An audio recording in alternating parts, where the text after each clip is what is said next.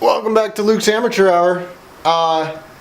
Yeah, so posted a video a couple weeks ago, months ago, I don't know, boop, on my trimmer, my Ryobi trimmer. Yes, straight shaft trimmer. Absolutely love it.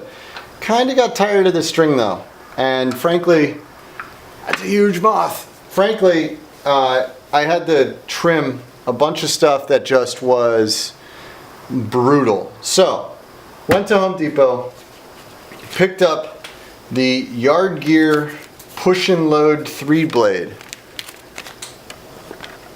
I don't have the box anymore because I don't do all my unboxings on video. They gave me this, and I'm not going to take it off the head right now for you guys, but this guy, man, whoo doggy. This is a monster. It is brutal.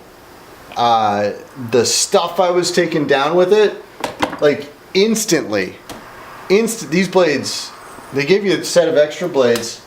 They give you all these different bolts and nuts as adapters for the shaft you have. They give you this guy, they give you this cup thing.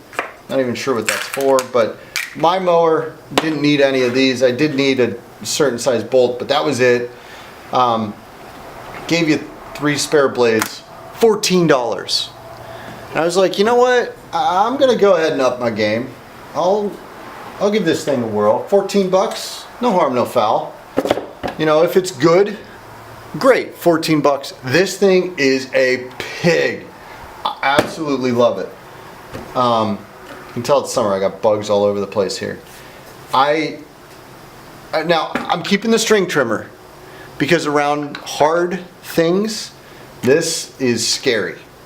Right, hard plastic against a hard PVC pipe in my cleanout valves around my septic tanks, or around the wood steps on my front porch, or around a tree. I was taking bark off a tree instantly with these things, and I mean chunks of bark. I don't want to be doing that. So for the brush management and the stuff that just kill it all, this is going on. But for the stuff around, around the cleanout valves, around the septic tanks, around the porch and stuff, I'm going to pop this guy back on. One thing, if you do have this trimmer head, you will need a way to get that bolt that's in there. First off, you got to clean the stinking grass out of here to get to the bolt, but you'll need to find a way to get a wrench in there.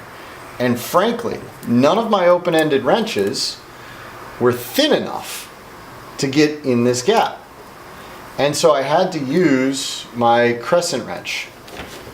Happy I had my crescent wrench. Had to use my crescent wrench, and it just, and I mean only, I'll show you, only just fit. One of these days I'll take you guys for a walk over to my toolbox with me and this stuff. So this is a 6-inch crescent wrench, and I mean there's like no clearance on that, right? Like there's just nothing there. So yeah, the thinness of this is what gets me in there. None of my other wrenches were thin enough. I wish I knew what size. Oh, I do have a size on this. Oh, and it's 20 mil. No, that's not right. Is that right? No way. I mean, I can't even get it in all the way.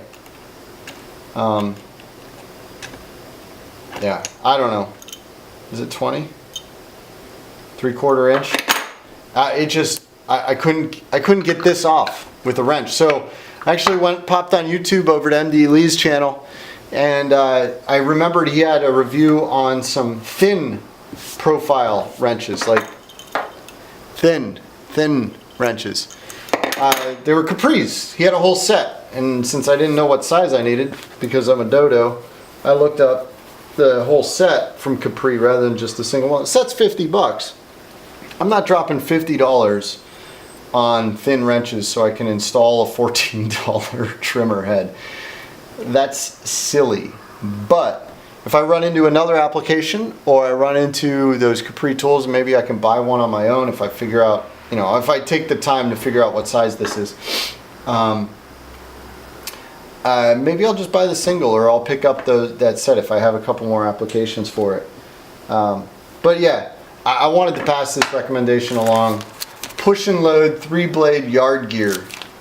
It was like $13.99 or something at Home Depot for me. And man, oh man, it's a pig. If you've been having trouble keeping your string trimmer, like you're burning through string, you're getting it all caught up, you're just not getting through the stuff you got to get through, get something like this, man. It is devastating. Absolutely. I don't know what these things cost, but they give you a spare set, but I took down a load. I'll probably only have to run this thing 3 times a year with what I'm able to take down with this. And these blades will probably last me 5 years between these 2 sets. Easily. Based on the damage that I'm seeing here, which really, there ain't much there. So yeah. Wanted to pass that recommendation along. If I can find it, I'll find a link and put it down in the description. The company even has videos on how to install it and stuff, so I'm not going to post a video on how to install it. Maybe when I swap the heads, I'll post a video on that. It's really not hard. It's like loosen a screw, pull it off, put this on, done. But yeah, maybe I'll do it. I don't know. Thanks for tuning in. My name's Luke. I'm an amateur. This didn't take me an hour, but man, if I didn't have this head, that thing would have taken me out an hour to get rid of all that nastiness I got rid of. Have a good day, YouTube.